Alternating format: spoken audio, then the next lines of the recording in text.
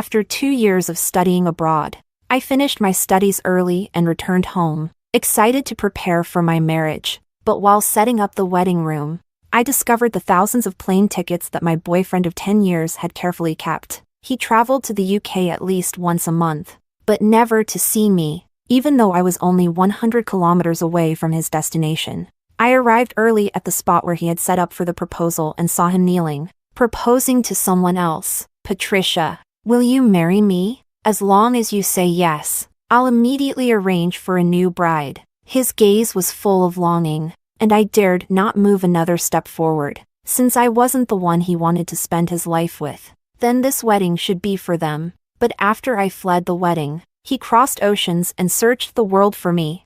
Chapter 1. The proposal scene, decorated with roses and bathed in warm yellow light, was both romantic and suggestive. Lucas knelt on one knee, just as I had imagined countless times for my own proposal. But the person standing in front of him wasn't me.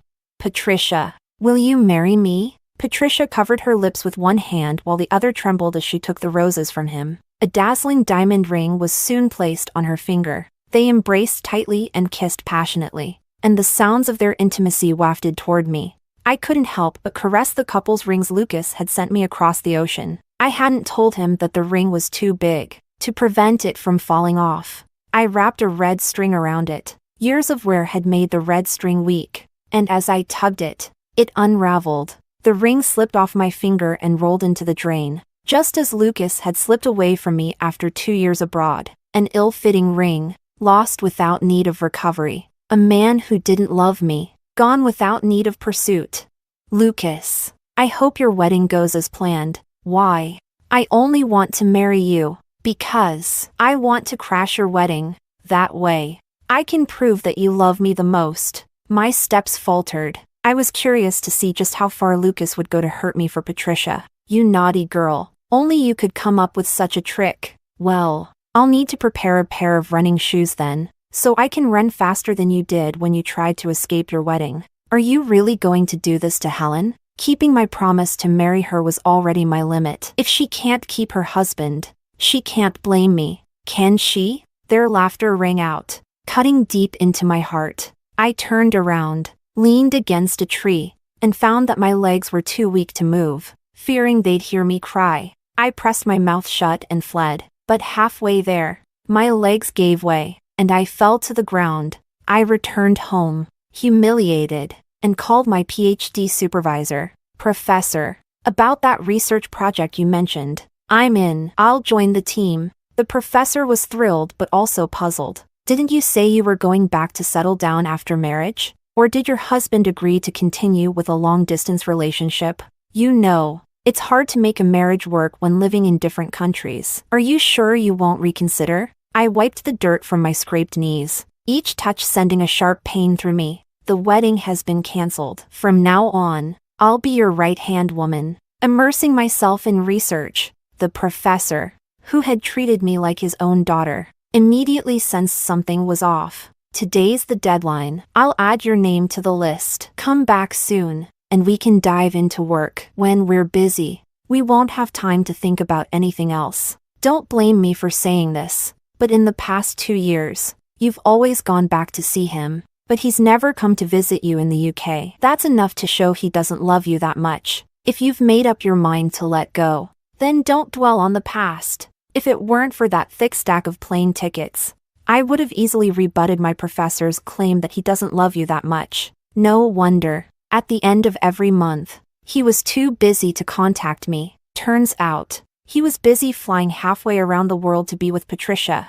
For 2 whole years, I had been like a fool, desperately racing through assignments and publishing papers, just to find time to fly back home to see him. Those brief moments together, after long flights, had been the happiest times of my life. But my love that crossed oceans became a joke in the face of the plane tickets Lucas kept hidden. On my way to the proposal scene, I even tried to convince myself that maybe he was traveling to the UK for work. But when I saw him proposing to Patricia, the one who had tormented me before, I finally understood why. Even though we were only 100 kilometers apart, he wouldn't come to see me. Patricia didn't want him to see me, so he deceived me with sweet words of longing. He knew full well that Patricia and I were enemies. To be exact, after my father remarried, Patricia and her mother had become the biggest shadow of my childhood.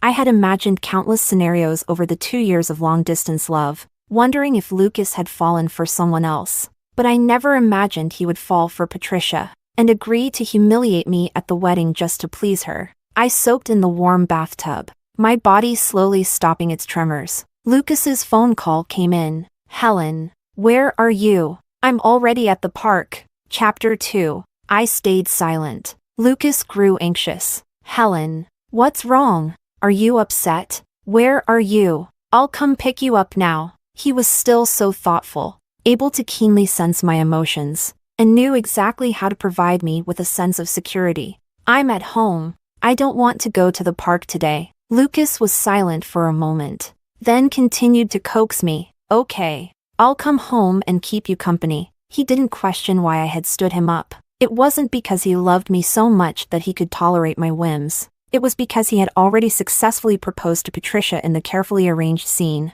I was just his plan B, the fallback for when his original plan failed. When Lucas entered the house, I had just come out of the bathroom, seeing Patricia behind him. I couldn't help but frown. "What are you bringing her back for?" Was he so eager to slap me in the face? Lucas, looking a bit guilty, rubbed his nose. "Helen, I ran into Patricia downstairs and found out she lives in our neighborhood. She heard you were back in the country and insisted on coming up to apologize to you." I looked at him coldly, watching his performance. "Helen, it was my mother and I who were wrong back then. I apologize on her behalf. Can you forgive us?" I trembled as I asked Lucas. "So, you think I should forgive her and her daughter?" The pain of my eardrums bursting, the pain of being whipped with a bamboo cane until my legs went numb, the pain of my mother's belongings being burned to ashes in the fire. I didn't ask him why he had fallen in love with Patricia. It would have made me seem too pathetic. Lucas's guilt faded as I stubbornly waited for his answer. "Helen, Patricia was just a child back then. How could she understand what was right and wrong? She's felt guilty for many years. And she's already apologized to you. Why hold on to the past and continue to be so resentful?" The emotional and physical abuse that led me to the hospital, that was the past. Not forgiving Patricia was being petty. It was Lucas who had taken me to the hospital, and he knew better than anyone how much I despised my stepmother and stepsister. Yet, he had fallen in love with Patricia and stood on the opposite side of me. Lucas tried to grab my hand and make peace with Patricia. I slapped his hand away, my voice cold and biting. "Lucas, what gives you the right to ask me to forgive them? Behind my father's back, they abused me, deceived him into hating me, and after my father passed, they didn't even give him a proper funeral." Lucas stared at the back of his hand where I had slapped him, and couldn't help but frown in confusion and displeasure. "Helen, I'm doing this for your own good. Now that you have no father and no mother, Patricia and her daughter are your only family. Why hold on to the past and let it cause you so much pain? People have to look forward, don't they?" Lucas's words were sincere, his calm face now tinged with the familiar impatience. But there was no longer the familiar tenderness and care in his eyes. I felt my heart, already shattered, crumble completely into dust. It hurt so much that I could barely speak, and in Patricia's eyes, I saw the same mix of triumph and provocation that I had seen in the past. "Helen, if you don't forgive me, that's okay, but I will always repent and feel guilty until you recognize me as your family, even though we share no blood." Go to hell. Chapter 3. I gripped the hallway tightly to keep myself from trembling too much. Lucas's impatience was clearly written on his face. "Helen, why are you being so unreasonable? No one is perfect. Where has your tolerance gone?" He had witnessed me being pushed to the brink of suicide by Patricia and her mother. Back then, he would have argued with them for me, even cursing at them in anger. What was it that had driven him to the opposite side of me? To start defending Patricia? I let the pain overwhelm me and spoke to Lucas, each word heavy with bitterness. "Unless she dies in front of me, I will never forgive her." A vein in Lucas's forehead bulged, his anger barely contained. He had looked the same way when he cursed out Patricia and her mother for me. "Helen, it's only been 2 years. How could you turn into this vicious person?" "Fine. If you won't forgive her, then apologize to Patricia. I don't want people laughing at my fiancé as a petty and malicious woman. Your mother's suicide was her own weakness. If she had cared about you, your father wouldn't have remarried after being widowed. Don't blame Patricia and her mother for all your misfortunes. Her mother was wrong, but she didn't deserve to die. If you, like your mother, keep dwelling on the past and can't get over it, then you deserve to have nightmares every day. He practically ground his teeth as he spat out the word nightmares. The disgust that flashed across his face was unmistakable. So,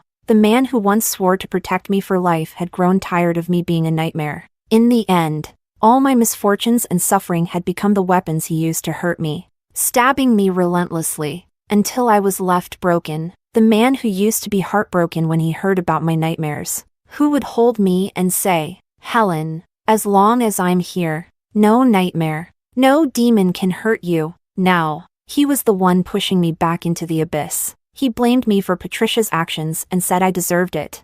I trembled uncontrollably, and my grip on the hallway loosened. I staggered back, nearly falling. Lucas was quick to steady me and then noticed that my knee was swollen and red. He immediately squatted down to check the injury. "How did you hurt your knee so badly?" "Forget it. If you don't want to apologize, I'll apologize for you. But you can't be so rude from now on." I pulled my hand away with all my strength, my face pale as I pointed to the door. "Get out! Both of you! Get out!" Lucas knew how fragile I was at this moment and tried to hold me to calm me down. But Patricia, tearfully, bowed to me. "Helen, I'll leave now. Please, don't keep torturing yourself because of me." She ran toward the door, but in her haste, she slammed into the doorframe, stumbling and falling to the side. Lucas immediately released me and rushed to catch Patricia. Both of them tumbled outside. Despite his efforts, Patricia's head still hit the doorframe,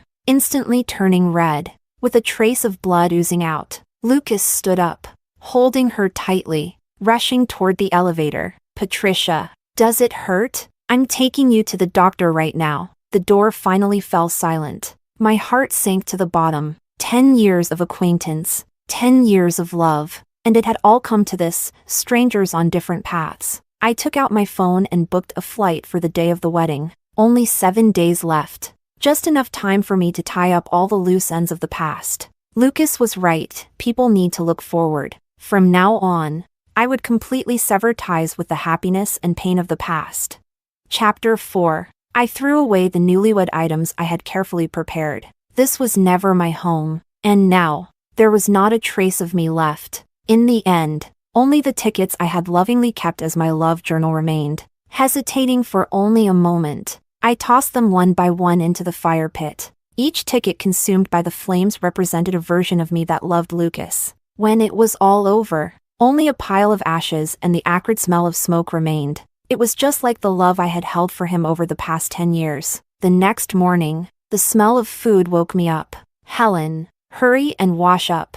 I've already made breakfast. You eat first. I'm going to take breakfast to Patricia. You don't need to go, okay?" Lucas paused for a moment as he packed the thermos. "Don't feel guilty. Patricia doesn't blame you. After breakfast, we'll go pick out a new engagement ring. The custom one had some issues and won't arrive in time for the wedding." "Okay." He liked to play his little acts, and I was more than happy to play along. Maybe seeing my indifference, Lucas nervously took the first aid kit and began applying medicine to my knee. "Helen, we've been in love for many years. Everything I do is for your own good. I don't want you to be the only one without family at our wedding. You said you couldn't find a bridesmaid, so I've already decided Patricia will be your bridesmaid." "Okay." Lucas spoke cautiously, and when he saw me agree so readily, disbelief flashed in his eyes. Then he grabbed my hand and pressed a warm, wet kiss on it. After he delivered breakfast to Patricia,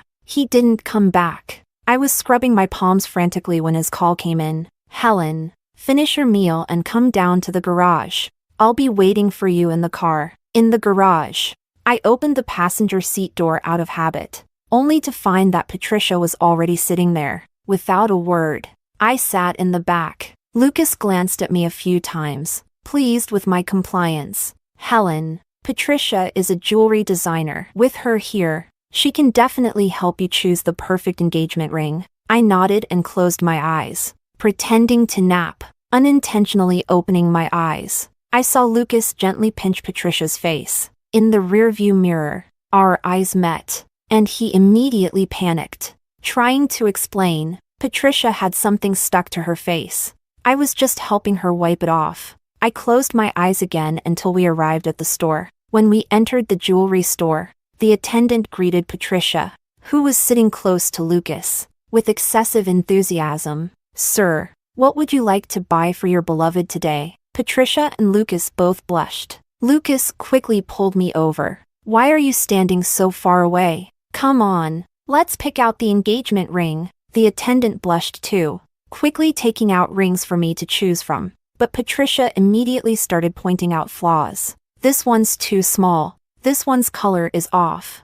None of the rings seemed good enough when compared to the one on Patricia's finger. The attendant glanced at me awkwardly, unsure of what to say. But Patricia pretended not to notice and finally picked out a very ordinary one. "Helen, let's go with this one. You can use it for the wedding, and I'll design one for you that's even prettier later." The attendant awkwardly complimented her taste. Patricia, however, smugly shoved her hand in front of my face. "Of course it's pretty. This was custom designed by my fiancé." Lucas stood there silently, watching her show off to me. He didn't stop her, nor did he feel guilty. He just smiled, his grin melting in the spring breeze. "Let's buy the one Patricia chose." They didn't even bother with trying it on. Lucas paid right away. He took the ring, and without a word, placed it on my finger. No kneeling, no roses, no proposal. This time, the ring wasn't big, it was forced onto my finger.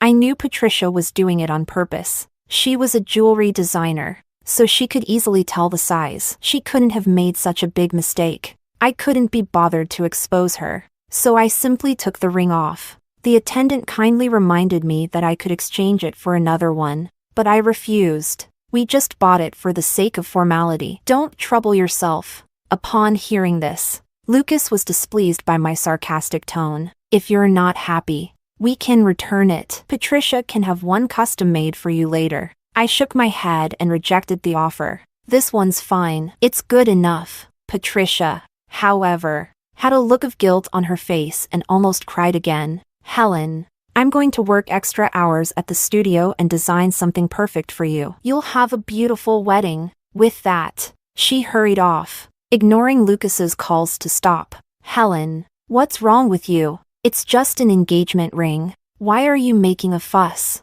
I was stunned. "What am I making a fuss about?" He clenched his lips and pulled me out of the store. "My company has things to handle. We'll take the wedding photos some other time. Or, you can take the solo shots first, and I'll have the designers Photoshop my suit in for the wedding." "Okay." His explanation got stuck in his throat. He stared at me for a long while, then gently hugged me. "Helen, once I'm done with work, I'll take you on a honeymoon, and we'll take wedding photos during our trip." His casual mention of the honeymoon was nothing but an insult to me. He had no time to visit me in the UK, but had plenty of time to accompany Patricia to Antarctica to see penguins and the Arctic to see the aurora, watching the GPS location with his profile picture. Hastily heading to Patricia's studio, I returned to the store and handed the engagement ring back to the attendant. Chapter 5. As I expected, Lucas hadn't come home for 2 days. He had gone to the beach with Patricia for their wedding photos,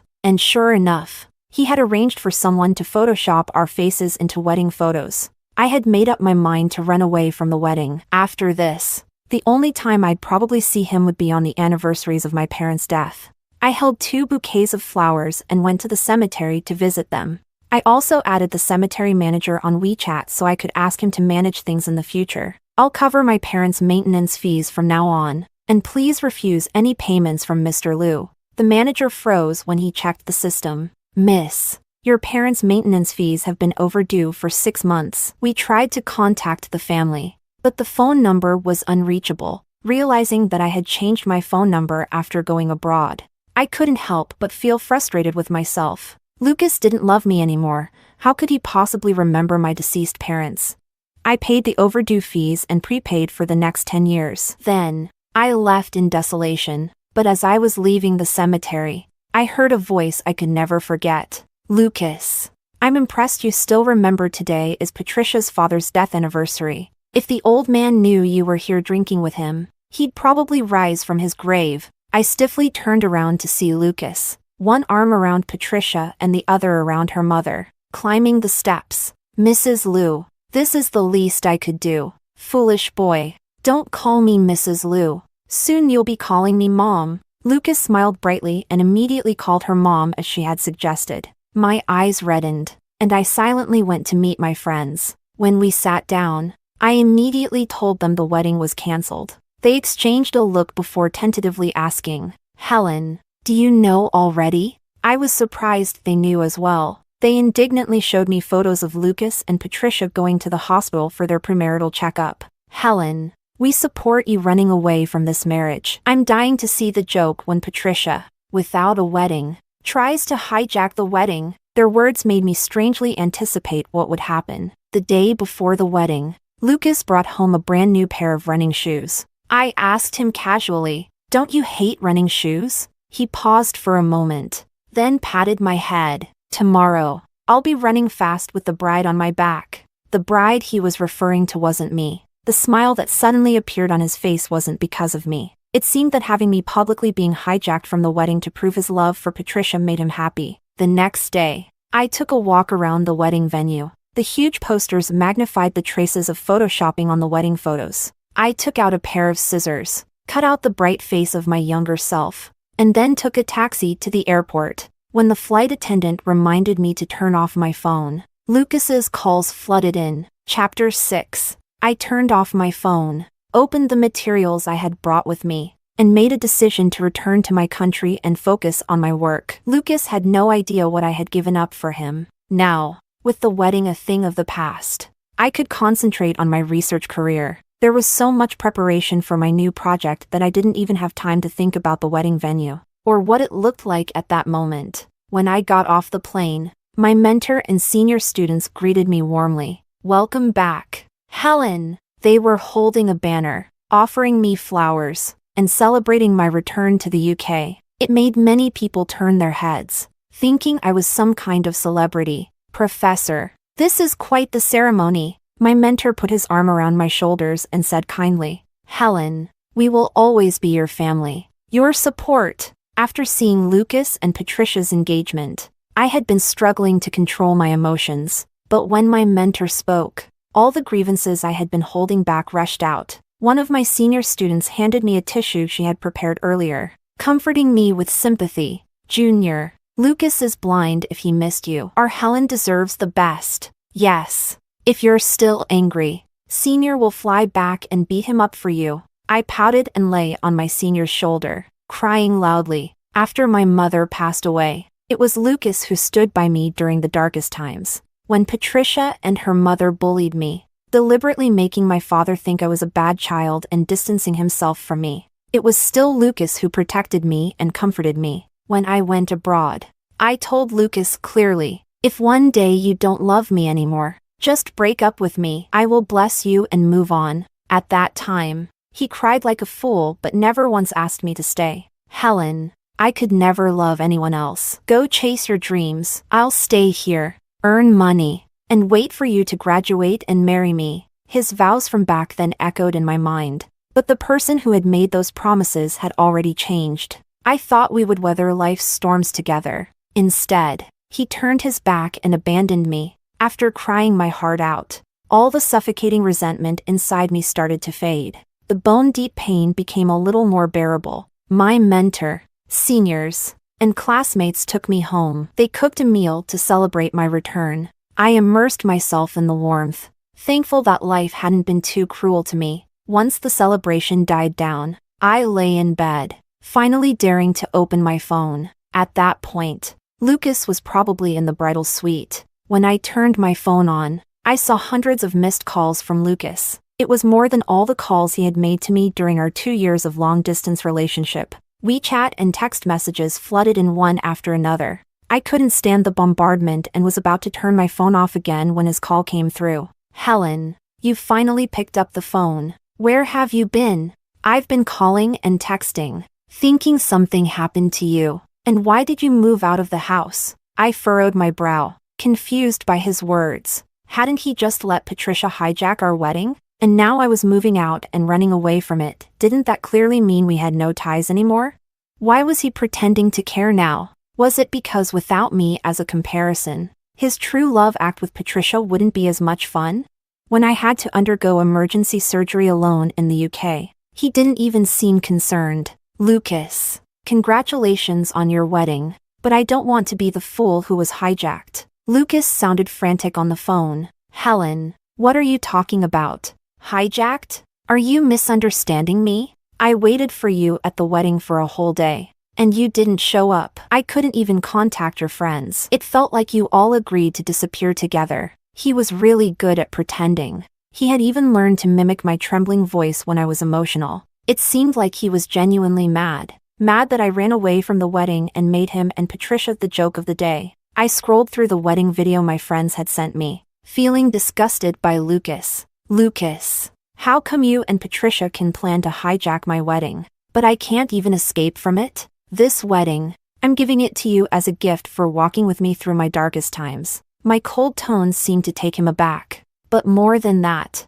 it made him angry. Helen, what are you causing a scene for? How could I let Patricia hijack our wedding? Besides, I'm your husband. No one can take me away from you. I know you're resentful toward her. I shouldn't have meddled in your relationship. But everything I did was for your own good. Don't be so sensitive, okay? His denial only made me lose interest. I saw you propose to her. The engagement ring didn't have a problem, it already had an owner. You had no time to take wedding photos with me, so you photoshopped them, but you had time to take photos with her on a cruise. You never came to see me in the UK, but you traveled thousands of miles every month for her. I know you married me just to fulfill a promise. I stepped aside to give you your wedding. Shouldn't you be happy about that? Why do you want me to expose everything and make us all embarrassed? Or do you think I should play along with your little drama to prove that you two are truly in love? Chapter 7. Lucas was speaking in a flurry.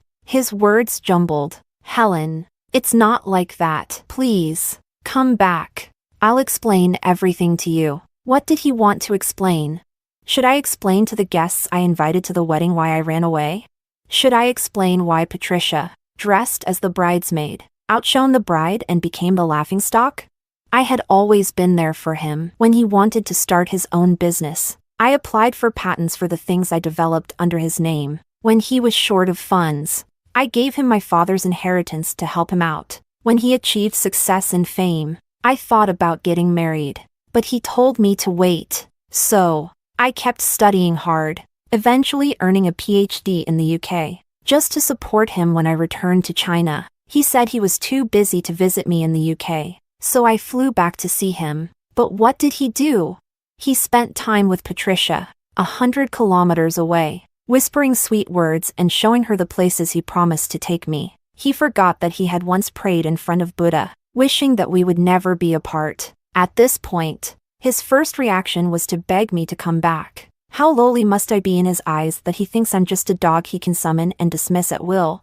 Helen, I know these things hurt you, but I was just joking with Patricia. I would never let her successfully steal my bride. You must be feeling terrible right now. Tell me where you are, and I'll come and bring you home, okay? I couldn't help but let out a bitter laugh. Lucas, stop deceiving yourself. He just couldn't accept that I was the one who ended the relationship first. Helen, I'm not lying to you. Where are you? If you don't tell me, I'll search every inch of the earth until I find you and marry you. This life, I will only marry you. I will personally arrange the proposal, get you a big diamond ring, take you on a romantic wedding photo shoot, give you the dream wedding you've always wanted, and show you the aurora. His voice cracked as he spoke about marriage. After 10 years of our relationship, I had finally given up, and now he wanted to make good on his promises. But it was too late. I would never marry a man who didn't love me. I couldn't accept that he had fallen in love with the one person I despised most, and that he had lied to me so many times. I knew what I wanted, and he knew it too, but he never delivered. He had made too many empty promises, and now no one believed him anymore. Lucas, Thank you for walking with me through part of my journey. But we're done. Clinging on is really undignified. It used to be me who wouldn't let go. But now I have. I'm letting go. And I wish you happiness. Helen. I'll find you. I'll apologize. And I beg you to forgive me. Wait for me. His persistence left me indifferent. Stop acting. Patricia is a better match for you. Take good care of her. We don't need to meet again. Nor do we need to contact each other. I hung up and blocked him. After being kept in the dark for 2 years, I didn't want to be the fool following in his footsteps anymore. Chapter 8. The new day began with my mentor, along with my senior classmates. As we focused on research, we were so busy in the lab that we forgot to eat and sleep, and it felt incredibly fulfilling. In the past, I would sometimes daydream about Lucas and get reprimanded by my mentor, but now, fully immersed in the experiments, they began to worry about me. Helen, don't overwork yourself. You're stealing the limelight, and the teacher will blame us for not being diligent. Seeing the worried faces of my classmates warmed my heart. Those who truly loved me wouldn't let me overexert myself. But Lucas, for the past 2 years, knew how hard I worked just to see him, and he remained indifferent, treating me like a fool. After another fulfilling day, I walked home with my classmates, under the streetlights. But to my surprise, I ran into Lucas downstairs. When I saw him, I thought I had mistaken someone for him. In just half a month, he had lost so much weight. I tugged at my classmate's sleeve, trying to avoid him and go upstairs, but he immediately recognized me from behind. Helen! I kept walking, but he rushed up to me, his face lighting up as soon as he saw me. He held out a bouquet of fiery red roses, his eyes full of deep affection. Helen, I was wrong. Please, come home with me. I pushed the roses away, my face cold as I reminded him. If you keep chasing me like this, Patricia will be heartbroken. Besides, I've already broken up with you. If you keep pestering me, you'll only make yourself look bad. Lucas didn't get angry at my coldness. In fact, he patiently coaxed me. Helen, please listen to me. I was just confused for a moment when I agreed to play that ridiculous game with Patricia. The first time I came to the UK, I came to find you, but as soon as I got off the plane, I had an accident, and Patricia took care of me for half a month. I didn't want to worry you, and I was afraid you would be angry if you found out I was getting close to her. So I hid it from you. Later, I got drunk, and I mistook her for you. I was too embarrassed to face you. So I went back to China, but I never imagined that it would be Patricia's first time, and she got pregnant because of that night. I'm so sorry for her. I want to make it up to her, because she had an abortion for me, and I need to take responsibility for that.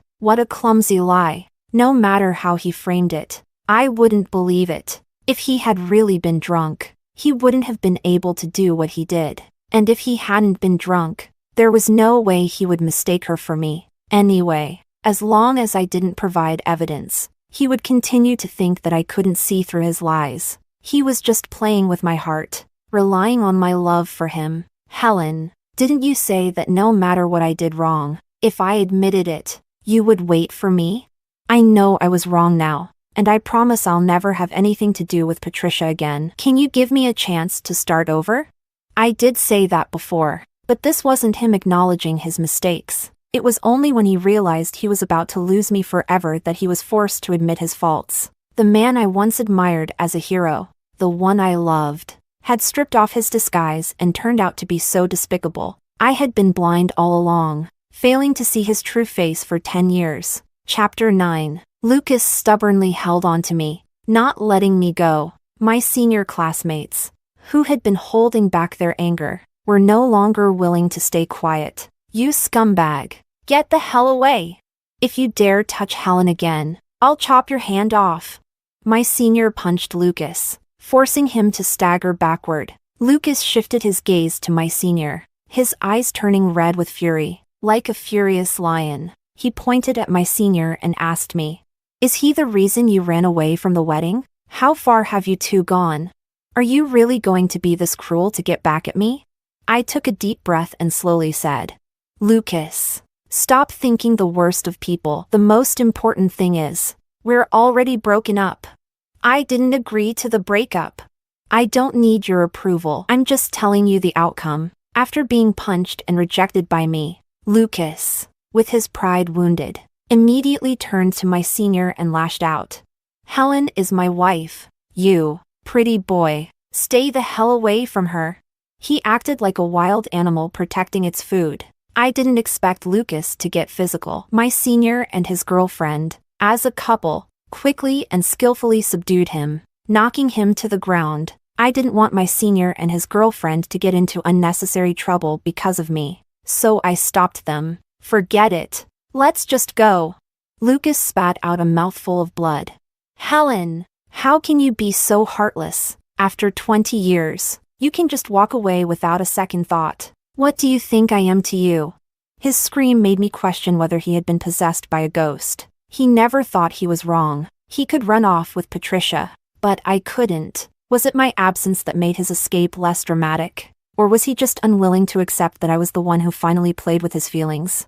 But he forgot that for the 2 years I was abroad, he betrayed me for 2 years, playing with my heart for 2 years, again and again. Each flight ticket was undeniable proof of his betrayal. But I didn't want to argue about who was right or wrong anymore. The moment I decided to run away from the wedding, this relationship had no room for reconciliation. Lucas, people have to look forward. You should go now. He clung to my pants leg, not letting go. Helen, no one is perfect. Can't you give me another chance? I promise I'll never lie to you again.